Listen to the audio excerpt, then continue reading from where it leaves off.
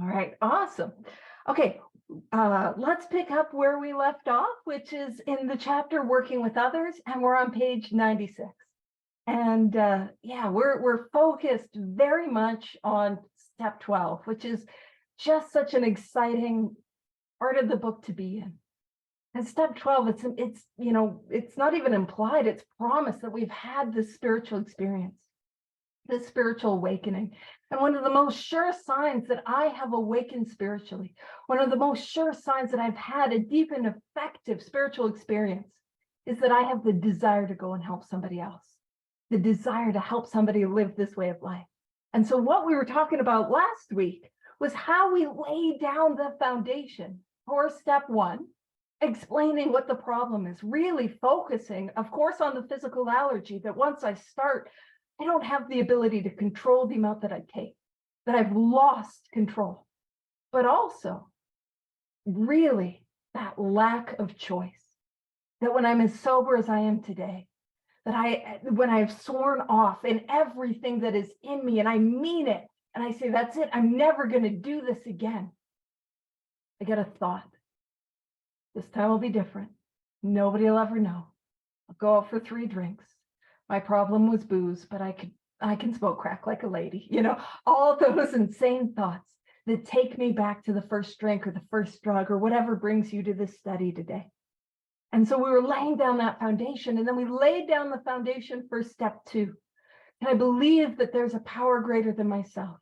And I believe that this solution is available. And we laid down the foundation for step 3, which is to say, we explained the course of action that we had to take to get from that place of hopelessness to the place of hope that's on offer in step 12.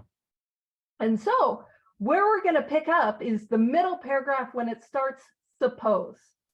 So it says, suppose now you're making your second visit to a man.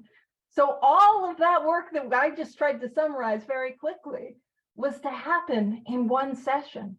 Oh, absolutely. We're on page 96 and we're on the middle paragraph, second full paragraph, suppose now. And what we've done is we've done all of that work, laying down the foundation for step 1, step 2, and step 3. We're laying down that foundation for problem, solution, and program of action in a single meeting. Now, what I want to point out about that is it does not take long to get well. This is our second visit. It doesn't take long to work through these steps and have a spiritual experience. It says he has read this volume and says he is prepared to go through with the 12 steps of the program of recovery. Now, one of the things that I often say, and I found for me, is when I got here, I couldn't read this thing. I couldn't read this thing on my own.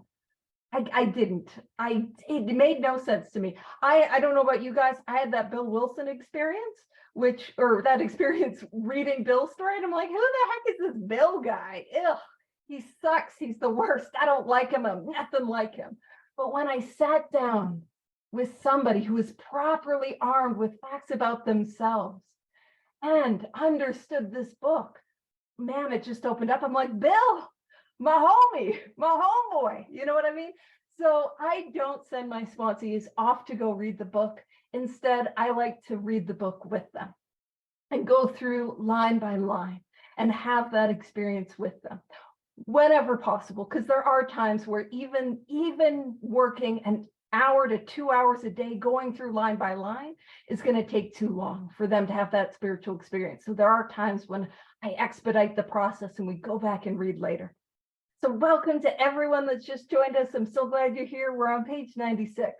And the paragraph, suppose you're now making your second visit to the man. And when it says he has read this volume and he says he is prepared to go through with the 12 steps of the program of recovery. What that means is that he has made his third step decision. He's willing to do whatever it takes to work these steps to live this way of life. Having had the experience yourself, you can give him much practical advice. See, again, that is all that I have to offer my sponsees. I promise you, they do not care about my opinions. They do not care about my ideas, right? But what I have to offer is my experience, not just with my alcoholism, but also my experience with these 12 steps, with this way of life, and with the spiritual experience. So it says, let him know you are available if he wishes to make a decision, step 3, and tell his story, step 5. But do not insist upon it if he prefers to consult somebody else. And you might remember when we were going through step 5 and the directions for step 5, it gave us all these different people that we could take our 5th step to, right? We could take it to a minister. We could take it suggested to our doctor. I don't recommend that. A family member. I don't recommend that. But the very first person it suggests we take it to, if we have one, is our sponsor, or the person who is guiding us through these steps. Now, you don't have to. It's saying if they don't want to, you don't have to force them. But that's just a reminder that, yeah, that's who we can go to do our 5th step first. Now, where it transitions is to the responsibility that we have as recovered members to helping other people, and the responsibility that comes.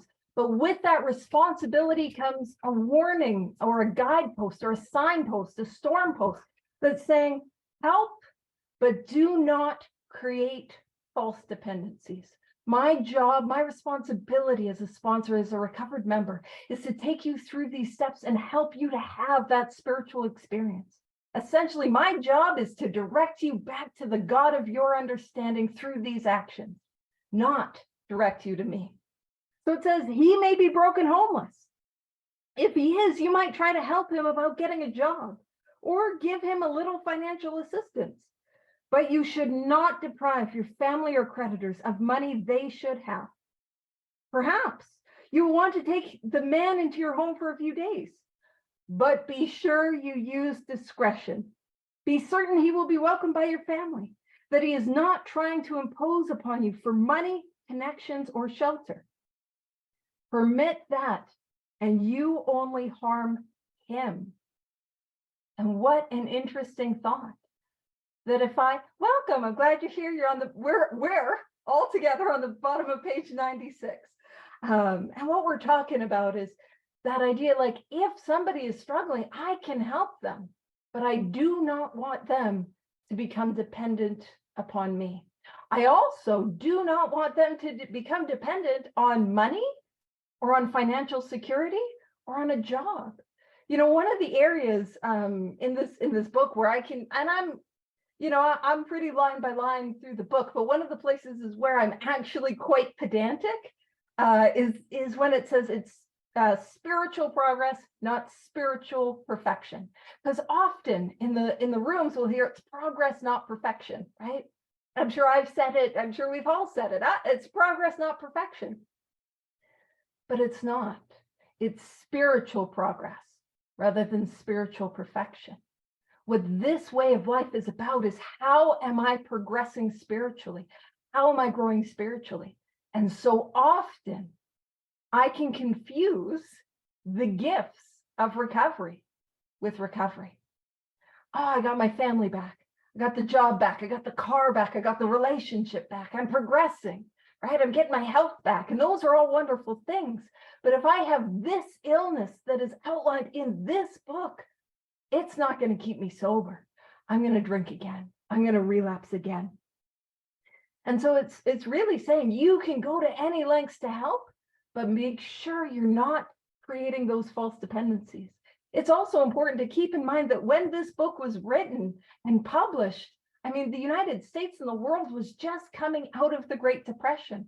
There weren't a lot of those social safety nets or detoxes or hospitals that were available to alcoholics, to addicts, to people who needed this help. So going back, permit that, and you only harm him. You will be making it possible for him to be insincere.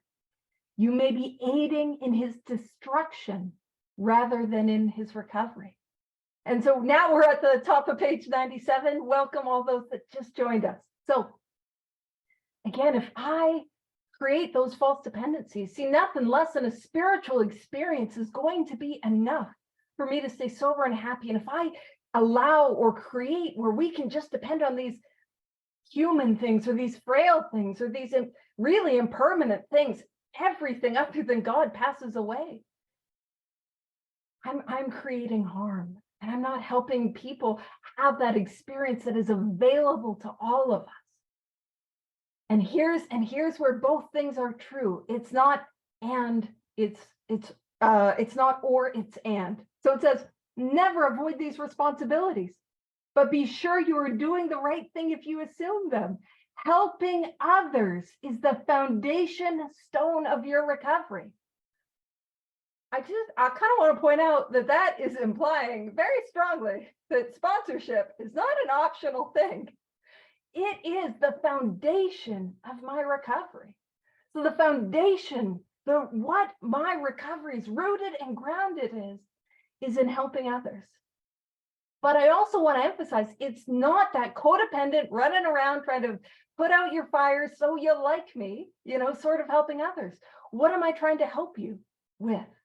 I'm trying to help you with these 12 steps, these actions as a way of life to produce that spiritual experience. So sometimes we hear that steps 1, 2, 3 are the foundation, and I'm not saying that they're not.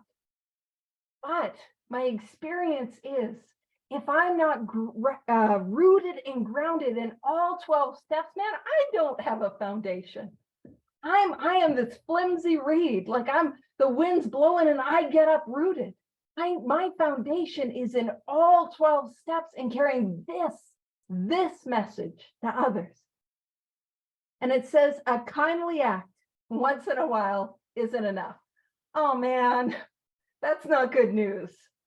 I was kind of hoping, I don't know about you guys, I was kind of hoping a kindly act once in a while would be enough, I was kind of hoping that. Oh man, it sounds like this whole sponsorship thing is kind of meant to be inconvenient. Darn. And it says you have to act the Good Samaritan every day if need be. And what's an interesting thing about the parable of the Good Samaritan? So nowadays, when we talk about Good Samaritan, it just kind of means, oh, you're helping other people because it's the right thing to do. That's kind of the modern, when we read Good Samaritan. But the story of the Good Samaritan, actually, now I might not have all the details right, and I'm sure there's people that'll be more than happy to correct me. I am frequently wrong. My sponsor, I'm sure, will tell you this. But it was the story of a Jewish man who was injured or hurt or in distress on the side of the road. And a number of fellow Jewish citizens passed him by and didn't offer him any help. And at that time in history, Jews and Samaritans were enemies. And none of the people of his people, his citizens, stopped and helped him. But one of his enemies stopped and helped him and gave him aid. And so when we see the Good Samaritan, really what that is pointing to is those who are least likely to help are the ones helping. And that's what we're called to do. Yes, it's meant to be inconvenient. So, and now as we get into this rest of the paragraph, we're really going to get into, it's going to be a little inconvenient. Welcome. We're on page 97, the first full paragraph, about partway down the page. So it says, it may mean the loss of many nights' sleep, great interference with your pleasures, interruptions to your business. I'll be honest with you guys, that has been my experience. I will be transparent that my phone has been on mute since probably 2018. But I do find that my phone still can wake me up. And there are times when we're trying to help each other late at night and when it's inconvenient. And it says, it may mean sharing your money and your home. Less nowadays. I do know people that do take newcomers into their homes. I don't live alone, so I don't have the freedom to do that. So no. But I will help coordinate rides to detox centers. And I will help coordinate if you need to get to a treatment center to get some time away from, your last drink, your last whatever. I'll help you get that sorted. But yeah, I don't give sponsees money, and I don't have sponsees living here. There were fewer of those resources available at that time. Now it says counseling frantic wives and relatives. Yeah. You know, one of the most interesting things is if you haven't gotten involved in service, I would gently and lovingly encourage you to, because it can be so rewarding. And you know, I've done helpline where I answer the helpline, where I do the phones. Often, I don't know about you guys, if you've ever done helpline work or answering the phones, more often than not, it's not the alcoholic or the addict that's calling for help. More often than not, it's a loved one or a family member. And what I've actually found, we're going to see at the bottom of page 97. Oh man, it'd be such a good tie-in if I was there, but I'm not. We're going to see that this way of life is offered to them as well. Now, I can't necessarily do that as succinctly, you know, on when I'm doing helpline, but I can invite them to an open meeting. I can suggest fellowships like Al-Anon. And yeah, so it is one of those things where that is my experience. So it also says innumerable. That means like too many to count. Innumerable trips to police courts, sanitariums, hospitals, jails, and asylums. So we don't really have sanitariums and asylums, but think hospitals, detoxes, treatment centers, rehab, sober living houses. Yeah, that is my experience. Lots of trips to those, doing stuff like that.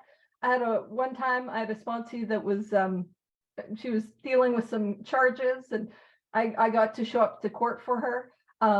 Turns out I really liked the whole court process. I was having a great time, way more fun than she was, to be fair. And I will say that the judge, it was a cool experience because the judge was like, "Oh, you're her sponsor. Explain a step." And so like in the middle of the courtroom, I got to do a quick lead share on step one. I had a great time. It was fun for me. It worked out for her in the long run, but yeah, all is well. So your telephone may jangle at any time of day or night. Yeah. Your wife may sometimes say she is neglected. And that theme of our family members perhaps feeling neglected, we're going to see that carry on very much in very specifically in the family afterward. And we're really going to see very specific directions that are given for us if our family members are saying, "Hey, I think you're spending too much time with drugs or doing too much service." So there's directions for us, and we're going to see that in some of those later chapters. And I just love as we roll into those, there's some really incredible and beautiful themes. So it says a drunk may smash the furniture in your home or burn a mattress. Not since I got sober, which kind of implies that I was the drunk doing the other things, but yeah. It says you may have to fight with him if he is violent. I haven't had to do that. Sometimes you'll have to call a doctor and administer sedatives under his direction. I have called medical people, like ambulances and stuff, but no, I'm just going to go out on a limb, a blanket statement. Don't give your sponsees drugs. Don't. A doctor's probably not going to give you sedatives to give to your sponsee. I would gently recommend instead taking them to a medical facility, especially if they're withdrawing off something like alcohol and or benzos. Those can be fatal. So yeah, don't give your sponsees drugs. If you were to summarize today's big book study in one line, don't give your sponsees drugs. You might wonder how effective this big book study is. I'm glad you guys are all here. Stick with me. It'll get better. All right. So another time you may have to send for the police or ambulance. Occasionally you will have to meet such conditions. And I have had to call people to do welfare checks or ambulances, or, you know, and even I've not even too long ago, a couple months ago, I had to call an ambulance for somebody who was non-responsive on a call with me. And this person lived in another province on the other side of North America. So it is interesting how interconnected we really have been over the last few years. And it says occasionally, and that is true. Occasionally I have had to do those things, and there are times that we have to do those things, and there's times that working with others is hard, and it is heartbreaking, and it is inconvenient. And it is still incredibly rewarding. It is still an incredible way to deepen that connection with God, to deepen that spiritual experience. So it says, we seldom, allow an alcoholic to live in our homes for long at a time. It is not good for him, and it sometimes creates serious complications in a family. Though an alcoholic does not respond, there is no reason why you should neglect his family. You should continue to be friendly to them.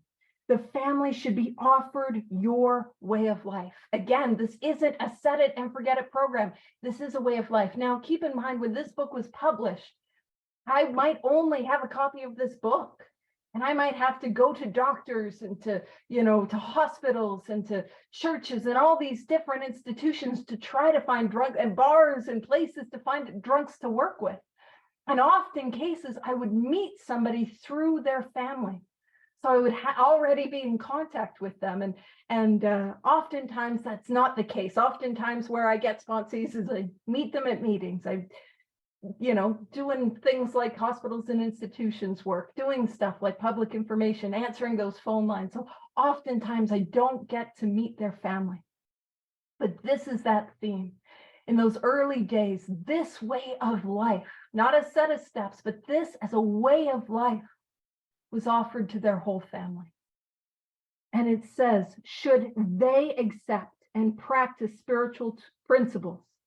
And what are the spiritual principles?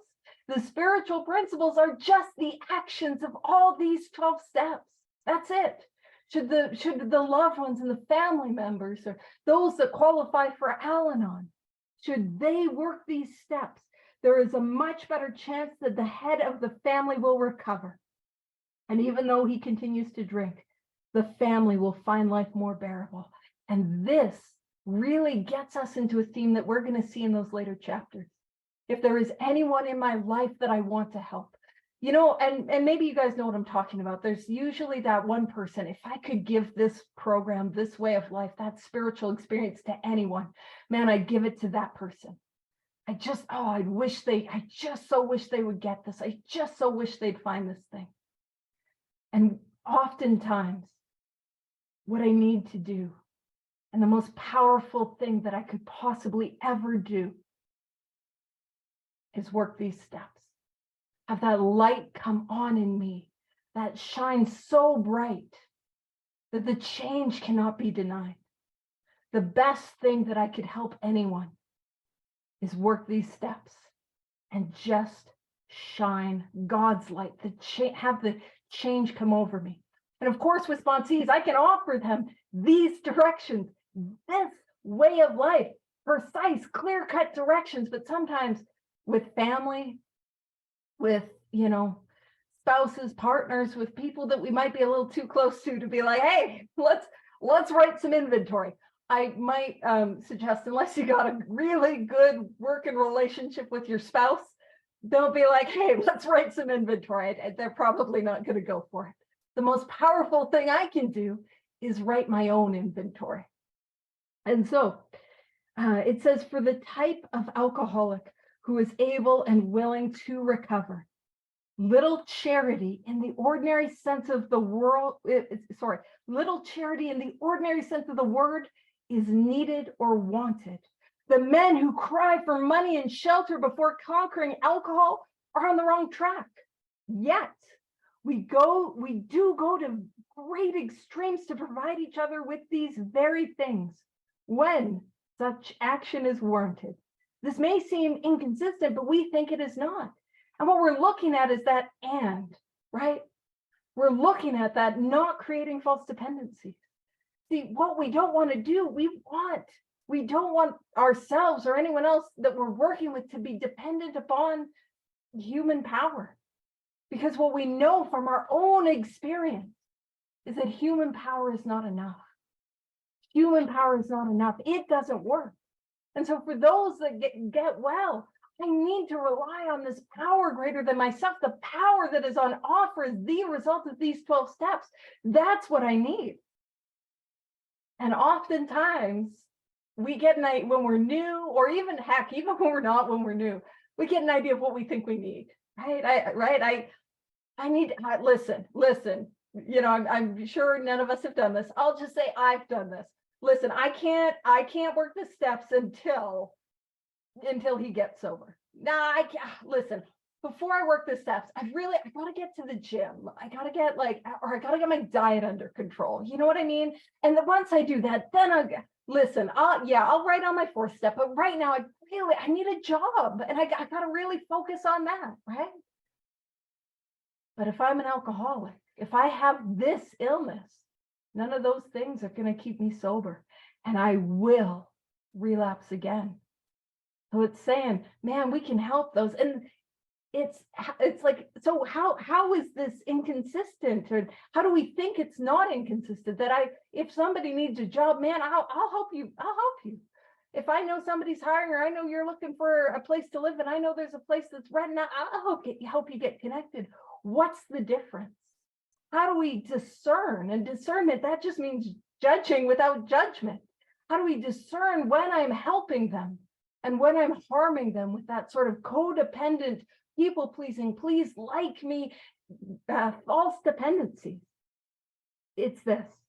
It is not the matter of giving that is in question, but when and how to give. That often makes the difference between failure and success. The minute we put our work on a service plane, the alcoholic commences to rely upon our assistance rather than upon God. He clamors for this or that, claiming he cannot master alcohol until his material needs are cared for. This is my favorite sentence in the book. Nonsense, period. Nonsense. Some of us have taken very hard knocks to learn this truth.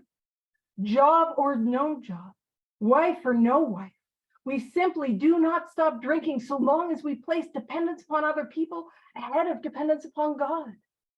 And so what does that look like, right? If somebody's saying like, Paige, I need to work. Well, absolutely, we do need income coming in. And it is one of those things where if I can see that they've taken action on these steps, that they're putting this first, then it's more than okay to offer that assistance. But when they're doing that thing that I can do, and I'm sure I definitely have done, when I'm looking for human power, I'm looking for that easier, softer way to offer that, probably is causing them more harm than good. But again, that is an important reminder that my recovery is not dependent upon people. My recovery is dependent upon the God of my understanding. My recovery is dependent upon my relationship with God. And if I know we can't do the unmute thing, so for those that are on screen, we could do a little bit of a show of hands. Any of you ever drank or relapsed while you were in a relationship? Anyone? Yeah. Anyone ever do it while you're out of a relationship? Yeah, double hands, right? Anyone ever do it while you're single? Anyone? Anyone ever get absolutely plastered while you're fully employed, right? Yeah. Anyone ever get loaded when you're unemployed?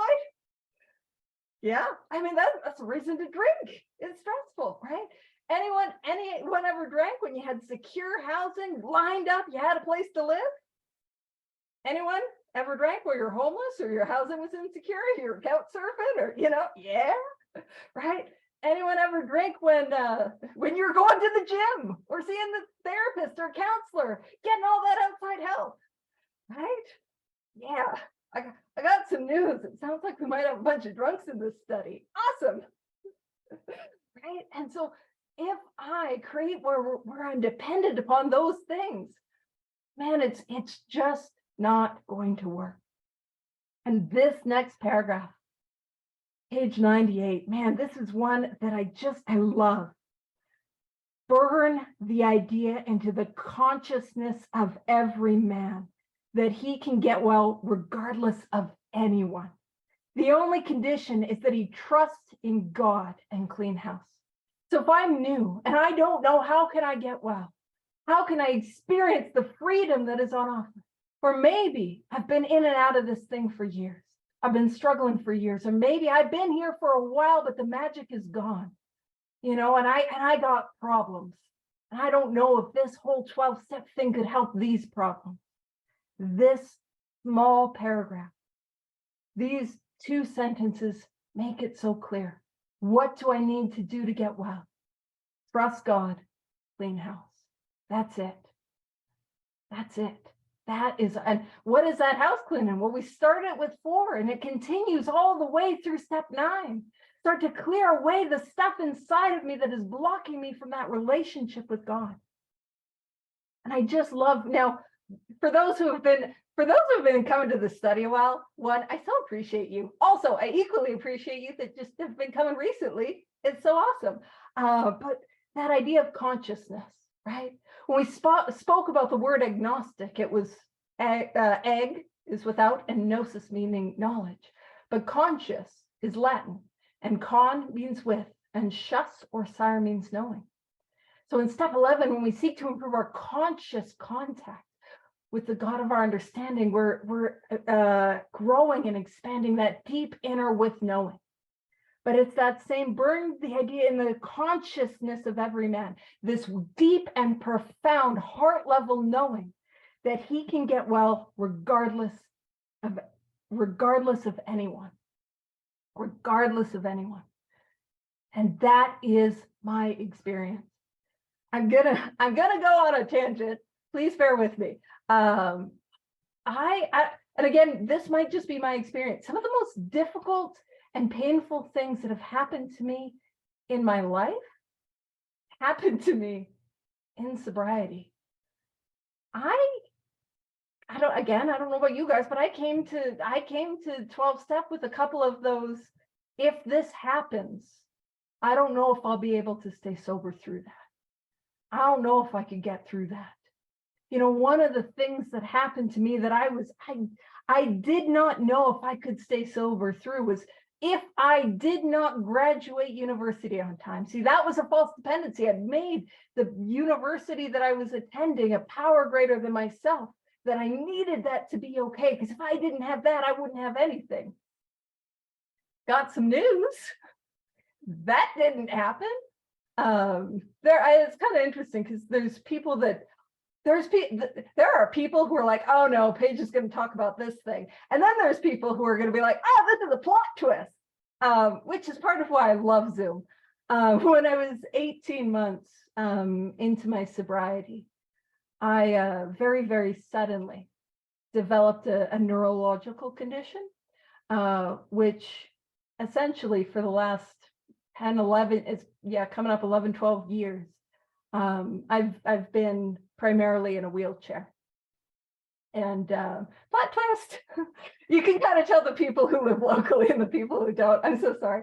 So when I do shares in person, people are like, is she going to talk about the wheelchair?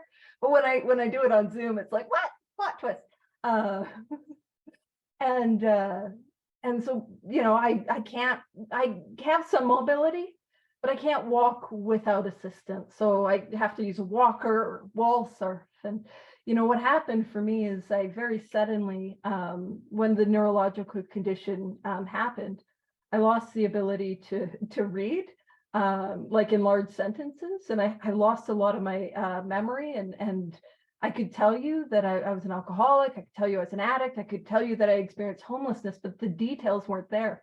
Also, the thing about having to learn to read again in sobriety, what that means is I had to learn how to say anonymity in front of all of you guys twice. You know, when you read the traditions at a meeting and it's like, oh no, anonymity, like we just stumble, oh, anonymity, you know, I had to do that twice. And like truly, what I want you to know is this is a way of life that works in rough going. And if my sobriety was truly contingent upon my university, I'd be drunk by now. And again, one of the things that I thought my sobriety was contingent upon was, you know, if me and the ex, spoilers, we're not together, if we ever broke up, man, I don't know if I could stay sober. Heck, we broke up before that. You know, we broke up before I got sick, long before I got sick.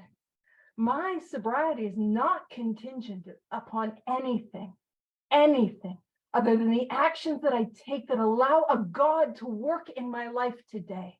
That is what my sobriety is contingent on. Nothing more, nothing less.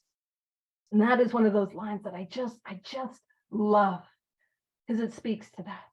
And there's times, man, there's times even today, I think my happiness can be contingent, or my serenity can be contingent on those outside things. If this, then that, then I'll be happy. If this, then I'll be serene. No, my happiness and serenity are as contingent on the power of God working in my life as my sobriety is. And the only condition that I trust that power and I take these actions, whether I want to or not. And I always throw that in because I didn't really want to. And so now is where we transition into how do we handle relationships, and that getting back together and rekindling romantic relationships. Right? There can be trouble there. So what we're getting into is, as it will say, is the domestic problem. And it's going to give us some very, very specific directions. So it says, now the domestic problem. There may be divorce, separation, or just strained relations. When your prospect has made such reparations as he can to his family and has thoroughly explained to them the new principles by which he is living, you should proceed to put those principles into action at home. So I will point out, oftentimes I'll have people, newcomers, that are like really eager to get on the old Tinder or the old Bumble or get on the old disaster factory train with the ex, or the lovely train with the ex. You know, who am I to say, right? We want to get back together. We want to get into a relationship. Now, I'm not one of those people that says, wait a year. In fact, it doesn't give us the wait a year suggestion in the book. What I tell my sponsees, now keep in mind, they don't listen. I'm going to share this information with them. They will take that information, toss it, completely disregard it, and then come to me with the chaos that has resulted with it. And I will respond to that in a loving, supportive way, and usually inventory. So, thank you so much for coming. I'm so glad you made it. Always good to see you. And so, yeah, they're going to toss it. They're not going to listen. So I'm going to like give you that sort of caveat that you can also tell this to your sponsees. They won't listen. But you see, if I want to get into a romantic relationship, I should probably have a sex ideal first. And if I don't know what one is, I definitely don't have one, right? And how do I get one? Well, I get one through working the sex conduct columns in step 4. So probably good to stay away from the relationships at least until I do my step 4. Now, keep in mind, it does not take long to get well. It does not take long to do a 4th step here. So I'm not telling you to wait. I'm telling you to do your inventory. Now, it's also probably a good idea that I have some experience, maybe repairing some of the harms that I've caused others in my relationships. So it's probably a good idea that we have some experience with amends. It's also probably a good idea that I, have experience with platonic relationships and having healthy ones of those. So sponsoring others. That's a really elongated way of saying, do the steps first, is what I suggest. Again, that gets ignored. But that is what it's talking about here. When it says, when your prospect has made such reparations as he can to his family. So have I made direct amends? That is what is asking of me to do. Make those amends first. And then has thoroughly to explain to them the new principles by which he is living. So again, the principles are the actions of the steps. They're not these ideas that, are over there, that I can throw out as like a topic. No, it's actions that I take, and it is how I am living my life. So if I'm not practicing those, again, no guilt, no shame, let's practice them. Let's get into that routine, that daily routine of these spiritual actions. And again, that is a way of life. I then need to proceed to put those principles into action in my home. See, the home is where those who are closest to me, those are who have suffered the most. And that is where the power of God working in my life needs to be.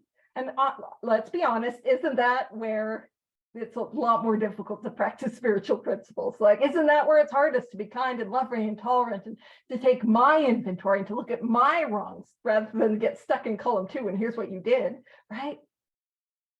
And so I need to have that practice. So that's the suggestion that it's offering.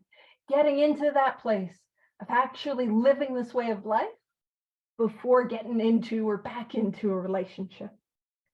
And one of the things that I love is that this book regularly and routinely meets me where I'm at. You can almost hear ourselves thinking, or our sponsee saying, wait a minute, you know, like the family, I think they're at fault, right? Imagine I only have a copy of this book. I don't have somebody to guide me through it. And it says, though his family be at fault in many respects, so I'll meet you there. He should not concentrate about that. Oh, darn. I don't get to focus on what they did. I got to focus on what I did, right? I got to put out of my mind the wrongs others had done and resolutely look for my own mistakes. I got to do that when I get to calm forward resentments. I got to do that as I continue this way of life. And just in case I didn't read it, it says that if he is lucky enough to have a home, because I think I might have skipped that line and it'll bother me and keep me up at 3 a.m. for weeks if I didn't read that line too. So it says, though his family be at fault in many respects, he should not be concerned about that. He should concentrate on his own spiritual demonstration. See, it doesn't do any good if I tell you that I'm going to meetings.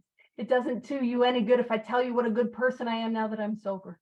That doesn't demonstrate the change. What I am called to do is to show up to life and demonstrate the power of God working in my life, demonstrate these spiritual principles, live up to these ideals that, to be honest, only God of my own understanding could take me to. That's what I'm called to do. So I need to demonstrate. This is not an intellectual exercise. This is an experience that happens with action. So it says argument and fault finding are to be avoided like the plague. So avoid it considerably, right? And that's not, hey, the family needs to avoid. No, I'm reading this book, and as we get into these later chapters, one of the most important things when we get into the later chapters is if I am reading the book, the directions are for me. So argument and fault finding, I need to avoid like the plague. And it does, again, give us grace, meet us where we're at in many homes. This is a difficult thing to do, but it must be done if any results are to be expected.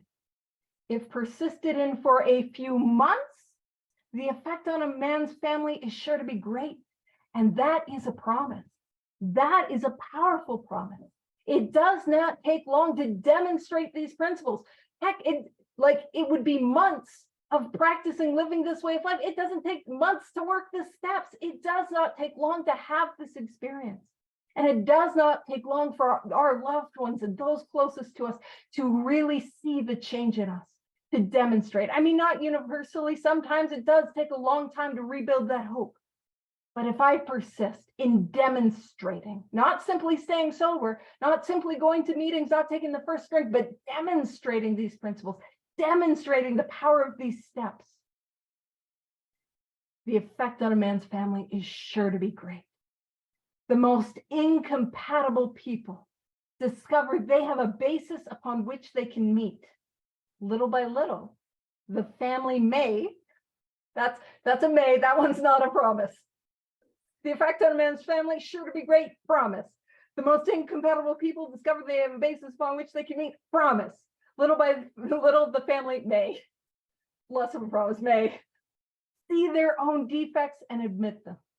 These can then be discussed in an atmosphere of helpfulness and friendliness. I don't know about you guys, but if my family members, if my loved ones, if spouses, partners that I've had in the past have ever been like, Paige, here are your defects, I am not super open to that. I got to give you spiritual license to point out my defects. You know what I mean? You got to be my sponsor. You got to be like one of those people I take inventory to. Otherwise, again, maybe you guys are more spiritually well than I am, but I can get defensive. If you come out and you're like, Paige, I think you're selfish and self-centered. I mean, I was going to say accurate, but I don't want you to know that that's accurate, right? So I get defensive. But what opens us up? Me admitting my defects of character. I'm selfish and self-centered. And that lays the framework and the groundwork. I've never had any success pointing out to loved ones, here's what's wrong with you. But there has been success in me explaining, here's what's wrong with me, and demonstrating it. Because this lays the basis for communication, and oftentimes communication that heck, I've never had, right? And so it says, after they have seen tangible results. So after they have seen the demonstration of this change, the family will perhaps want to go along. These things, oh gosh, thank you so much for coming. I'm glad you could make it. So these things will come to pass naturally in good time, provided, however, that the alcoholic, so this is me, continues to demonstrate. Demonstrate, there's that word again. That weight of demonstration is on me. That he can be sober, considerate, and helpful. We love happy, joyous, and free. And as again, I point out, we ought to. But sober, considerate, and helpful, regardless of what anyone says or does. That, I mean, sober, obviously, because my, dependence is upon God, not upon people, right? I need a solution, not a, just don't drink for today, a solution. And that is one that's on offer. But considerate and helpful, regardless of what anyone says or does. That is the ideal. And that is who we are called to be. And here's the thing, book also meeting us where we're at. Of course, we all fall much below the standard many times. Oh, thank goodness. Oh, thank goodness, what a relief. You know what I mean? Because I don't know about you, I do my best. And on my own power, well, heck, I'll be honest with you guys, on my own power, I can't be any of those things. On my own power, I can't be sober. On my own power, I can't be helpful. On my own power, I can't be considerate, regardless of what anyone says or does. But on God's power, God works through me. And I'm able to do these things, stay sober, be helpful, and real help, not that codependent putting out fires just so you like me, but that real help to others, and to be considerate and kind, especially when it's difficult. But of course, we all fall much below that standard many times, but we must try to repair the damage immediately, lest we pay the penalty by a spree. So again, what it's telling us to do is to continue to practice the 10th step, where I watch, where I pray, where I discuss, and here it is, amend, that I amend quickly where and when I have caused harm. So it says, if there be divorce or separation. Oh, and actually, before I move on to that paragraph, what I want to say, lest we pay the penalty by a spree. The guilt and the shame and the wreckage and the resentment and the anger and the harm, those are the things inside of me that block me off from God. I cannot live in darkness. If I live in that darkness where I'm not in that sunlight of the Spirit, I will drink again. And so often I'm sure I'm not alone, where I want to minimize, oh, it's not really resentment. Oh, I'm not that afraid. Oh,